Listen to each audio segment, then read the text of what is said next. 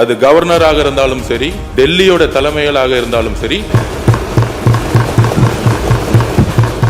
3-4 வருடங்களாக கவர்னரோட சண்டை போட்டு வெளிநடப்பு பண்றது ஒரு டிப்ளமசி கிடையாது.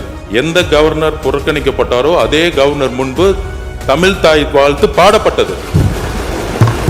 இதுதான் தமிழ்நாட்டில் புதிய தலைமையின் எங்களுடைய முதலமைச்சருடைய மெசேஜ்.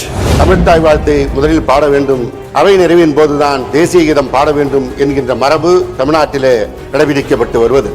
இது ஏதோ அவைக்கு மாத்திரமல்ல, நீங்களும் நானும் பள்ளியிலே படிக்கும் போதும் அங்கேயும் இந்த நிகழ்வு தான் நடைபெற்று என்பதை உங்களுக்கு நான் சுட்டிக்காட்ட விரும்புகிறேன். கவர்னருடைய கண்ட்ரோல் இருக்கக்கூடிய அவருடைய அவையில பதவியேற்கும் பொழுது மாநில அரசால எந்த விதமான முயற்சிகளை செய்ய முடியல. ஆனால் அரசு நிகழ்ச்சிகளில் எப்பொழுதும் தாய்மொழியா இருக்கக்கூடிய தமிழ் தாய் வாழ்த்தை பாடினோம்.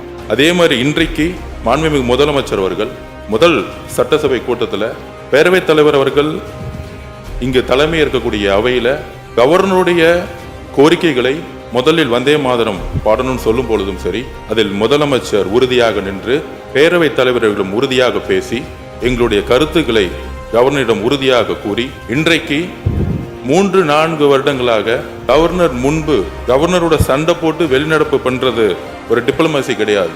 எந்த கவர்னர் புறக்கணிக்கப்பட்டாரோ அதே கவர்னர் முன்பு தமிழ் தாய் வாழ்த்து பாடப்பட்டது.